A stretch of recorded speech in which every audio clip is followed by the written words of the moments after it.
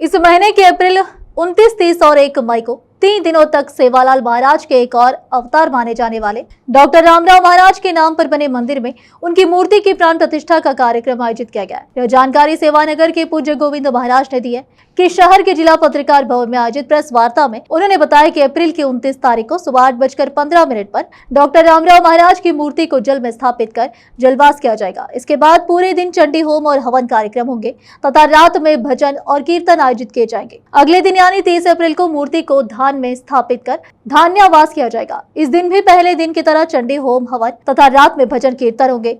1 मई को सुबह 4 बजे ब्राह्मी मुहूर्त में मूर्ति की प्राण प्रतिष्ठा की जाएगी। इसके बाद सुबह 11:30 पर धर्म सभा और फिर सांस्कृतिक कार्यक्रम आयोजित होंगे। इस अवसर पर बंजारा धर्मगुरु बाबू सिंह महाराज, कबीरदास महाराज, शेखर महाराज और जितेंद्र महाराज उपस्थित रहेंगे और कार्यक्रम को दिव्य सानिध्य प्रदान करेंगे। कार्यक्रम का नेतृत्व गोविंद महाराज करेंगे, जबकि लिंगसूर के विजय महांतेश्वर शाखा मठ के सिद्धलिंग स्वामी जी, गोबरवाड़ी के बलिराम महाराज, विजयपुर के जिग्नू महाराज तथा तेलंगाना के धर्माधिकारी श्रीराम महाराज जी भी इस कार्यक्रम में शामिल होंगे। कार्यक्रम की अध्यक्षता रामचेतन महाराज करेंगे। उन्होंने बताया कि इस प्रकार की प्राण प्रतिष्ठा देश में पहली बार हो रही है। बंजारा समाज के अध्यक्ष बसवराज पवार ने कहा कि उनकी आराध्य देवी मां भवानी है और संत सेवालाल महाराज उनके प्रमुख धर्मगुरु है। उन्होंने बताया कि 27 वर्ष पहले रामराव महाराज सेवानगर आए थे और ध्यान मंदिर बनाने की प्रेरणा दी थी। बाद में गोविंद महाराज के स्वप्न में आकर इसे शीघ्र बनाने के लिए प्रेरित किया। इसी के परिणाम स्वरूप यह मंदिर बनाया गया। देश के विभिन्न भागों से 54 साधु संत इस कार्यक्रम में भाग लेंगे। इसीलिए जिले के सभी श्रद्धालुओं से इस 3 दिवसीय कार्यक्रम में भाग लेने की अपील की गई है। इस अवसर पर समाज के अन्य प्रमुख लोग जैसे गोवर्धन राठौड़, गोपाल सिंह राठौड़, माणिकराव पवार, श्रीकांत राठौड़, रघुनाथ राठौड़ और शिवराम राठौड़ भी प्रेस वार्ता में उपस्थित थे। केपी न्यूज के लिए कैमरामैन पपुराज का कवरेज। देश विदेश और स्थानीय समाचारों के लिए चैनल को लाइक, शेयर और सब्सक्राइब जरूर करें। परम पूज्य डॉक्टर ಬಾಬು ಸಿಂಗ್ ಮಹಾರಾಜರವರು ಆಗಮಿಸಲಿದ್ದಾರೆ। ಹಾಗೇನೆ ಅದೇ ಒಂದು ಪುಣ್ಯ ಕ್ಷೇತ್ರದ ಅನುಯಾಯಿ ಅವರದೇ ಆದಂತಹ ಡಾಕ್ಟರ್ ರಾಮರಾವ್ ಮಹಾರಾಜರವರು, ಶ್ರೀ ಶೇಖರ್ ಮಹಾರಾಜರವರು ಹಾಗೂ ಶ್ರೀ ಜಿತೇಂದ್ರ ಮಹಾರಾಜರವರು ಮಹಾದೇವಿಯಿಂದ ಆಗಮಿಸುತ್ತಿದ್ದಾರೆ। 29ನೇ ತಾರೀಕಿಗೆ ಕಾರ್ಯಕ್ರಮ ಧಾರ್ಮಿಕ ವಿಧಿವಿಧಾನಗಳ ಪ್ರಕಾರ ಎಲ್ಲ ಧಾರ್ಮಿಕ ನಮ್ಮ ಸಂಸ್ಕೃತಿಯ ಪ್ರಕಾರ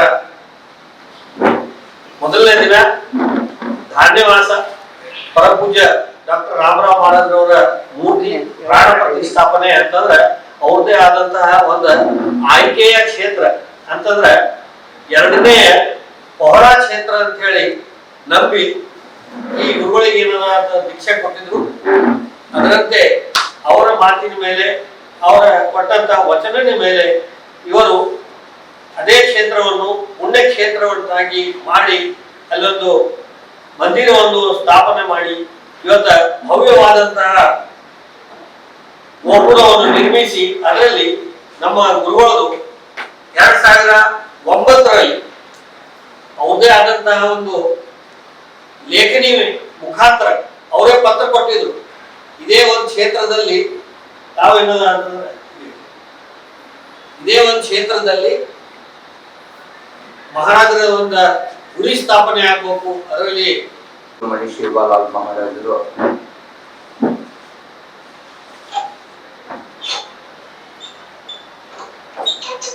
ನಾಲ್ಕನೇ ಅವತಾರನಾಗಿ ರಾಮರಾವ್ ಮಹಾರಾಜರು ಬಂಜಾರ ಸಮಾಜದ ಏಕೈಕ ಗುರುಗಳು ಡಾಕ್ಟರ್ ರಾಮರಾವ್ ಮಹಾರಾಜರ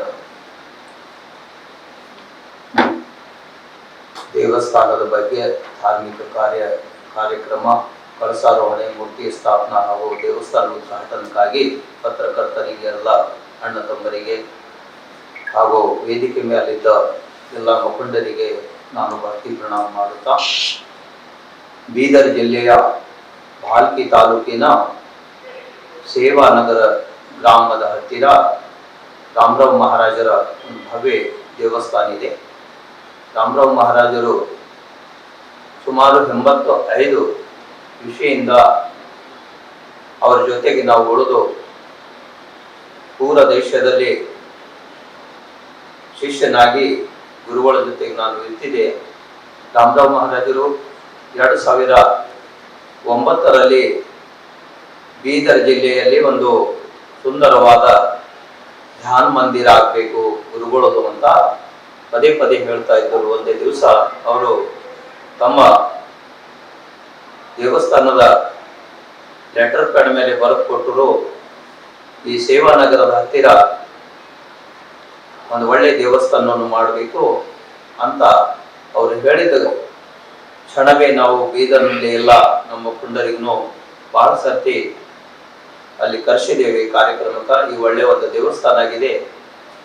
ಇದೇ ತಿಂಗಳು 19 ತಾರೀಕು 29 ತಾರೀಕು ಧಾನ್ಯವಾಶ, 30ನೇ ತಾರೀಕು ಜಲವಾಶ ಹಾಗೂ ರಾತ್ರಿ ಭಜನ ಕೀರ್ತನೆ ಸಾಧು ಸಂತರು ಇಡೀ ಕರ್ನಾಟಕ, ಮಹಾರಾಷ್ಟ್ರ, ತೆಲಂಗಾಣದಿಂದ ಎಲ್ಲ ಸುಮಾರು 51 ಜನ ಸಾಧು ಸಂತರು ಬರ್ತಾ ಇದ್ದಾರೆ. ಬಂಜಾರ ಸಮಾಜದ ಎಲ್ಲ ಭಕ್ತಾದಿಗಳಿಗೆ ಈಗಾಗಲೇ ಎಲ್ಲ ಬೇರೆ ಬೇರೆ ಊರಿಗೆ ನಾವು ಎಲ್ಲ ಪ್ರಚಾರಕ್ಕೆ ಅಂತೂ ಕಳಿಸಿದ್ದೇವೆ. ಇದರಲ್ಲಿ ಮುಖ್ಯ ನಿಮ್ದು ಥೋಡೆ ಕೃಪಾ ಬೇಕು. ಎಲ್ಲ ಪತ್ರಕರ್ತರು, ನಮ್ಮ ಸಮಾಜದ ಗುರುಗಳು ದಿವಸಗಳ ಭಕ್ತಿಪೂರ್ವಕವಾದಂತಹ ಕಾರ್ಯಕ್ರಮದ ಬಗ್ಗೆ ಈಗಾಗಲೇ ನಮ್ಮ ಧರ್ಮಗುರುಗಳಾಗಿರ್ತಕ್ಕಂಥ ಗೋವಿಂದರಾವ್ ಮಹಾರಾಜ್ ಅವರು ವಿಸ್ತಾರವಾಗಿ ಹೇಳಿದ್ದಾರೆ. ನಾನು ಕಂಡಂತೆ ಶಿವನಾಥ ಮಹಾರಾಜರ ನಂತರ ನಮ್ಮ ಸಮಾಜದಲ್ಲಿ ಹುಟ್ಟಿ ಬೆಳೆದು ಹಗಲು ರಾತ್ರಿ ನಿರಂತರವಾಗಿ ಸೇವೆ ಮಾಡಿರ್ತಕ್ಕಂಥ ಬಾಲ ಬ್ರಹ್ಮಚಾರಿ ಪರಮ ಪೂಜ್ಯ ರಾಮರಾವ್ ಮಹಾರಾಜಿಯವರ ಜೊತೆಯಲ್ಲಿ ಶ್ರೀ ಗೋವಿಂದರಾವ್ ಮಹಾರಾಜರು ಸುಮಾರು ತಮ್ಮ ಆಯುಷ್ಯದಲ್ಲಿ ಅರ್ಧ ಆಯುಷ್ಯವನ್ನೇ ಸಮಾಜಕ್ಕೆ ಏನಾದರೂ ಕೊಡಬೇಕು, ಗುರುಗಳ ಅಪ್ಪಣೆಯ ಮೇರೆಗೆ ನಾನು ಅವರ ಜೊತೆಯಲ್ಲಿ ಅವರ ಹೆಜ್ಜೆ ಹಾಕೊಂಡು ಇರಬೇಕು ಅಂತಕ್ಕಂಥ ಭಾವನೆಯೊಂದಿಗೆ ಅವರು ಸೇವಾರ್ಪಣೆ ಮಾಡಿದ್ದಾರೆ.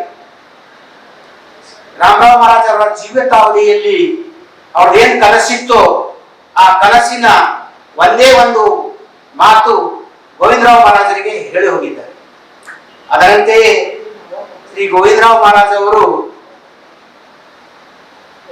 ಆದರಣೀಯ ಪೂಜ್ಯ ಶ್ರೀ ರಾಮರಾವ್ ಮಹಾರಾಜ್ ಅವರು ಹೇಳಿರ್ತಕ್ಕಂಥ ವಚನಕ್ಕೆ ಬದ್ಧರಾಗಿ ಮಹಾರಾಜರ ವಚನವನ್ನು ನಾನು ಪೂರೈಕೆ ಮಾಡಬೇಕು ಅಂತಕ್ಕಂಥ ಕನಸನ್ನು ಇಟ್ಕೊಂಡು ಭಾಲ್ಕಿ ತಾಲೂಕಿನ ಸೇವಾನಗರ್ ತಾಂಡ, ಈ ಸೇವಾನಗರ್ ತಾಂಡ ಮಹಾರಾಷ್ಟ್ರ, ತೆಲಂಗಾಣ ಮತ್ತು ಕರ್ನಾಟಕ ಗಡಿ ಜಿಲ್ಲೆಗಳಿಗೆ ಹೊಂದಿರತಕ್ಕಂಥ ಒಂದು ಗ್ರಾಮವಾಗಿರುವುದರಿಂದ ಇಲ್ಲಿ ಬಹಳಷ್ಟು ವರ್ಷಕ್ಕೆ ರಚನಾತ್ಮಕವಾದಂತಹ ಸಾಮಾಜಿಕ ಪರಿವರ್ತನೆಯ ಕಾರ್ಯಕ್ರಮಗಳು ವರ್ಷಕ್ಕೆ ತುಂಬಾ ಗೋವಿಂದರಾವ್ ಮಹಾರಾಜರು ಮಾಡುತ್ತಾ ಬರ್ತಾ ಅದರಿಂದ ಸಮಾಜಕ್ಕೆ ಒಳಿತು ಸಹ ಆಗ್ತಾ ಇದೆ. ಗೋವಿಂದರಾವ್ ಮಹಾರಾಜರವರು ಸಮಾಜದ ಎಲ್ಲ ಮುಖಂಡರೊಂದಿಗೆ ಹೊಂದಿಕೊಂಡು ಎಲ್ಲರ ಮನಸ್ಸನ್ನು ಒಗ್ಗೂಡಿಸಿ ಸಮಾಜ ಪರಿವರ್ತನೆಯ ಕಾರ್ಯಕ್ರಮದಲ್ಲಿ ಅವರು ತೊಡಗಿಸಿಕೊಂಡಿದ್ದಾರೆ. ಅದಕ್ಕಾಗಿ ಈ ಬರಲಿರುವ 29, 30 ಮತ್ತು ಮಾರ್ಚ್ 1ರ ಕಾರ್ಯಕ್ರಮ ಇದು ಸಮಾಜಕ್ಕೆ ಒಂದು ಒಳ್ಳೆಯ ದಿಶೆಯನ್ನು ಕೊಡ್ತಕ್ಕಂಥ ಕಾರ್ಯಕ್ರಮವಾಗಿದೆ. ಯಾಕಂತಂದ್ರೆ ಜೀವಿತಾವಧಿಯಲ್ಲಿ ರಾಮರಾವ್ ಮಹಾರಾಜಿಯವರು ಹೇಳಿರ್ತಕ್ಕಂಥ ಆ ವಾಕ್ಯವನ್ನ ಪೂರೈಕೆ ಮಾಡುವುದರಲ್ಲಿ ಹಗಲಿರುಳು ದುಡಿತಾ ಇದ್ದಾರೆ. ರಾಮರಾವ್ ಮಹಾರಾಜ್ ಅವರ ಸೇವಾಲಾಲ್ ಧ್ಯಾನ ಮಂದಿರ ಮಾಡಬೇಕು ಅಂತಕ್ಕಂಥ ಅವರ ಕನಸಿನ ಮತ್ತು ಅವರ ಮನಸ್ಸಿನಲ್ಲಿ ಇರ್ತಕ್ಕಂಥ ವಿಚಾರವನ್ನ ಗೋವಿಂದರಾವ್ ಮಹಾರಾಜರಿಗೆ ಹೇಳಿದ್ದಾಗ ಗೋವಿಂದರಾವ್ ಮಹಾರಾಜರವರು ಆ ಕಾರ್ಯಕ್ರಮವನ್ನ ಪೂರ್ಣಗೊಳಿಸಲಿಕ್ಕೆ ಬರ್ತಾ ಇದ್ದಾರೆ, ಮಾಡಲಿಕ್ಕೆ ತಯಾರು ಆಗಿದ್ದಾರೆ. ಅದಕ್ಕೆ ಸಮಾಜದ ಎಲ್ಲ ಕುಲಬಾಂಧವರು ಸಹ ಅವರ ಜೊತೆಲಿ ಇದ್ದೀವಿ.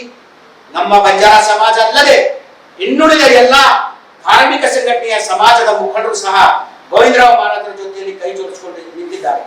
ಅದಕ್ಕಾಗಿ ಪತ್ರಿಕಾ ಗೋಷ್ಠಿಯ ಮೂಲಕ ನಾನು ಗೋವಿಂದರಾವ್ ಮಹಾರಾಜರವರ ಪರವಾಗಿ ಮತ್ತು ಸಮಾಜದ ಪರವಾಗಿ ಮತ್ತು ರಾಮರಾವ್ ಮಹಾರಾಜರ ಕನಸನ್ನ ನನಸು ಮಾಡತಕ್ಕಂಥ ಕಾರ್ಯಕ್ರಮದಲ್ಲಿ ಭಾಗಿಯಾಗಬೇಕು. ಸತತ 29, 30, 1ನೇ ತಾರೀಕು ಮೇರಂದು ತಾವು ತಮ್ಮ ಪರಿಶ್ರಮದ ಕಾಲವನ್ನ ಆ ಕಾರ್ಯಕ್ರಮದಲ್ಲಿ ಹಾಕಬೇಕು, ಸಮಾಜವನ್ನ ಪರಿವರ್ತನೆಯ ದಿಶೆಗೆ ಕೊಂಡೊಯ್ಯಬೇಕು ಅಂತಕ್ಕಂಥ ಮನವಿ ಮಾಡುತ್ತಾ ನಾನು ಹೆಚ್ಚಿಗೆ ಹೇಳಲಾರದೆ ಸಮಯ ಬಹಳ ಸಮೀಪದಲ್ಲಿ ಬಂದಿದ್ದೆ. ಇವತ್ತಿನಿಂದಲೇ ನಾವು ಕಾರ್ಯಕ್ರಮ ಆಗೋಣ.